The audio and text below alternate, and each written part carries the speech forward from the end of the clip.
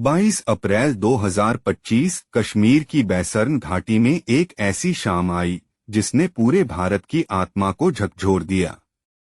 यह दिन इतिहास में काले अक्षरों में लिखा जाएगा। बैसर्न वैली, पहलगाम का वो खूबसूरत ट्रेकिंग मैदान जहां उस दिन सैकड़ों पर्यटक प्रकृति की गोद में खो रहे थे। नवविवाहित जोड़े, बुजुर्ग और अकेले घूमने आए सपने देखने वाले। तभी अचानक गोलियों की आवाजें गूंजी। पाकिस्तान समर्थित द रेजिस्टेंस फ्रंट के हथियारबंद आतंकियों ने निर्दोष लोगों पर अंधाधुंध गोलियां बरसाईं। 26 निर्दोष नागरिक शहीद हो गए। उनमें नवविवाहित दूल्हे थे, बूढ़े माता पिता थे, सबके सब बेगुनाह। यह सिर्फ हत्या नहीं थी, यह भारत की आत्मा पर हमला था। इस हमले की सबसे दर्दनाक बात यह थी, एक हिंदू प्रोफेसर ने कलमा पढ़कर जान बचाई, एक ईसाई ने परिवार को बचाने के लिए खुद को बलिदान किया, एक मुस्लिम नागरिक दूसरों को बचाते मारा गया। यह हमला भारत के सांप्रदायिक सौहार्द को तोड़ने की सोची समझी साजिश थी। लेकिन भारत एकजुट रहा और उसने तय कर लिया कि इस बार जवाब अलग होगा। नई दिल्ली के साउथ ब्लॉक में बैठकें शुरू हुई। भारत के सर्वोच्च सैन्य और खुफिया अधिकारी एक मेज पर बैठे और तय किया कि अब कूटनीतिक निंदा का वक्त खत्म हो चुका है। खुफिया एजेंसियों ने महीनों की निगरानी के बाद पाकिस्तान में 9 प्रमुख आतंकी ठिकानों की सटीक पहचान की थी। हर लक्ष्य को बारीकी से चिह्नित किया गया था। डिफेंस इंटेलिजेंस एजेंसी के अधिकारी रात भर जागे। उपग्रह चित्र, सिग्नल इंटेलिजेंस और ह्यूमन इंटेलिजेंस सब कुछ एक साथ जोड़ा जा रहा था। भारत ने तय किया, यह ऑपरेशन होगा नपातुला, गैर-उत्तेजक, आनुपातिक और जिम्मेदार। सिर्फ आतंक के बुनियादी ढांचे को नष्ट करना था, निर्दोषों को नहीं। 7 मई 2025 की रात ऑपरेशन सिंदूर को हरी झंडी दी गई। भारतीय सशस्त्र बलों की तीनों शाखाएं एक साथ हरकत में आईं। इतिहास का एक नया अध्याय शुरू होने वाला था। 7 मई 2025 भारत का सबसे साहसिक सैन्य अभियान शुरू हुआ। ऑपरेशन सिंदूर, एक ऐसा नाम जो पाकिस्तान के दिल में दहशत बन गया। बहावलपुर, जैश-ए-मोहम्मद का मुख्यालय, सुभान अल्लाह मस्जिद परिसर। यह वो जगह थी जहां से दशकों से भारत के खिलाफ आतंक की साजिशें रची जाती थीं। मुरीद के लश्कर-ए-तैयबा का विशाल मुख्यालय मरकज़-ए-तैयबा। यहां से हजारों आतंकियों को भारत के खिलाफ ट्रेनिंग दी गई थी। आज इसका हिसाब होना था। भारतीय मिसाइलें अपने लक्ष्य की तरफ बढ़ रही थीं, सटीक, निर्भीक, अपरिहार्य। क्रिस्टल, मैज और ब्रह्मोस, ये नाम आज इतिहास में दर्ज होने वाले थे। पाकिस्तान और पाकिस्तान अधिकृत कश्मीर में 9 आतंकी ठिकाने एक एक करके नष्ट होने लगे। हर विस्फोट एक संदेश था, भारत अब चुप नहीं बैठेगा। भारतीय सैन्य नेतृत्व ने साफ कहा, हमारा काम लक्ष्य को भेदना है, शवों को गिनना नहीं। यह पेशेवर सेना का आत्मविश्वास था, ठंडा, दृढ़, अटल। यह 4 दिवसीय युद्ध था, 7 से 10 मई 2025। 4 दिन जिन्होंने दक्षिण एशिया के सैन्य समीकरण को हमेशा के लिए बदल दिया। भारत ने सिर्फ आतंकी ठिकाने नहीं, पाकिस्तान के 11 एयरबेसों को भी निशाना बनाया। नूर खान और सरगोधा, पाकिस्तानी वायुसेना के सबसे महत्वपूर्ण केंद्र। पाकिस्तान का चीनी निर्मित LY-80 फायर कंट्रोल रडार, जिसे वो अपनी ताकत समझता था, भारतीय मिसाइलों के सामने धूल में मिल गया। अमेरिकी निर्मित NTPQ-43 ऑटोमेटिक ट्रैकिंग रडार भी पूरी तरह नष्ट हो गया। पाकिस्तान की आंखें अंधी हो गई थीं, वो देख नहीं सकता था कि कहां से वार हो रहा है। भारत ने अंतरिक्ष, साइबर और इलेक्ट्रॉनिक वॉरफेयर तीनों मोर्चों पर एक साथ हमला किया। यह 21वीं सदी का युद्ध था, बहुआयामी, तकनीकी, घातक। भारतीय वायुसेना के पायलट, नौसेना के जहाज और थलसेना के जवान सब एक लय में काम कर रहे थे।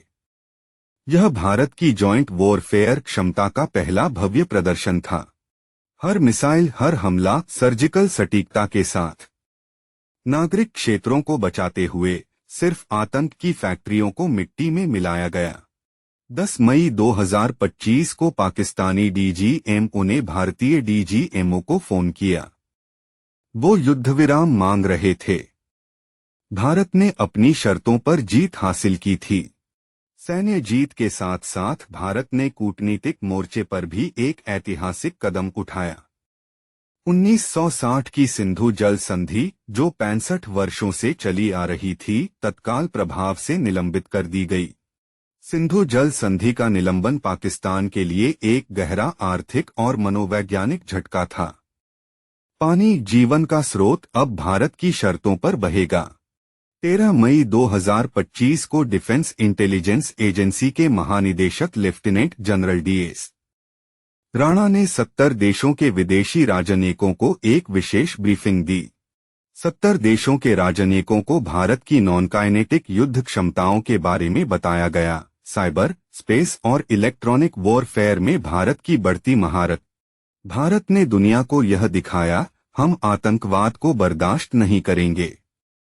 सीमा पार आतंक की कीमत अब पाकिस्तान को अपने बुनियादी ढांचे की तबाही से चुकानी होगी।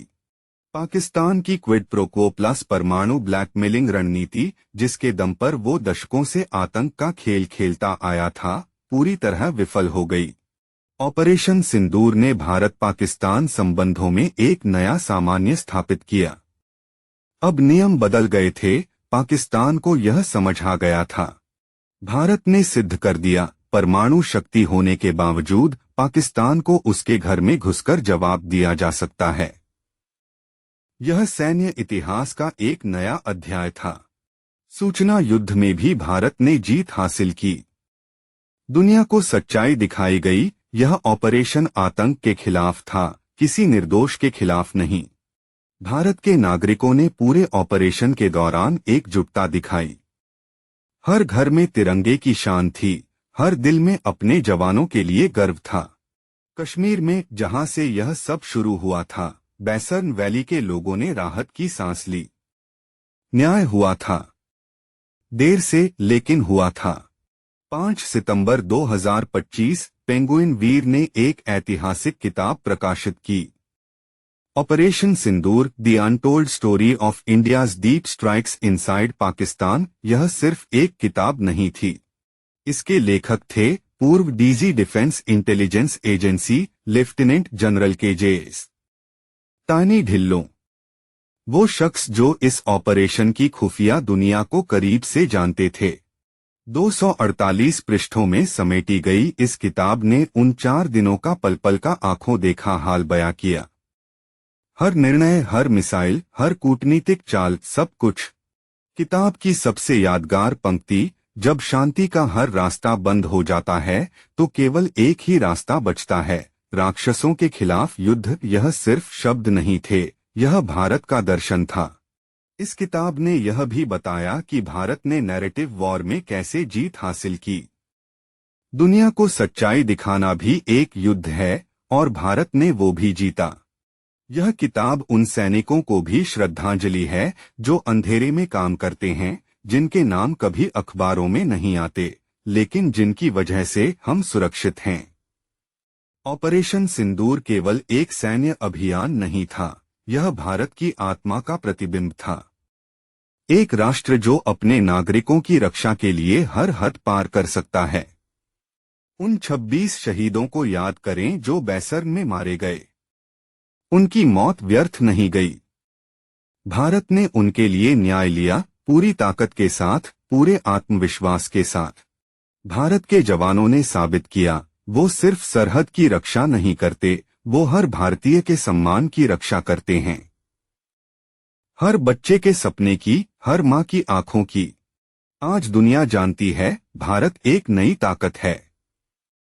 एक ऐसी ताकत जो अपनी शर्तों पर लड़ती है, अपनी शर्तों पर जीतती है और अपनी शर्तों पर शांति स्थापित करती है। ऑपरेशन सिंदूर ने एक संदेश दिया। सिंदूर, जो भारतीय संस्कृति में सम्मान और रक्षा का प्रतीक है, उसकी रक्षा के लिए भारत किसी भी हद तक जा सकता है। लेफ्टिनेंट जनरल ढिल्लों की किताब यह याद दिलाती है, इतिहास उन्हें नहीं भूलता जो सच बोलते हैं, जो सही काम करते हैं, जो अपने देश के लिए सब कुछ दांव पर लगाते हैं। बैसर्न से बहावलपुर तक यह सफर था एक राष्ट्र के जागने का, अपनी ताकत को पहचानने का और दुनिया को यह बताने का कि भारत अब झुकेगा नहीं। ऑपरेशन सिंदूर एक अध्याय जो बंद हो गया, लेकिन एक इतिहास जो हमेशा याद रहेगा। भारत माता की जय।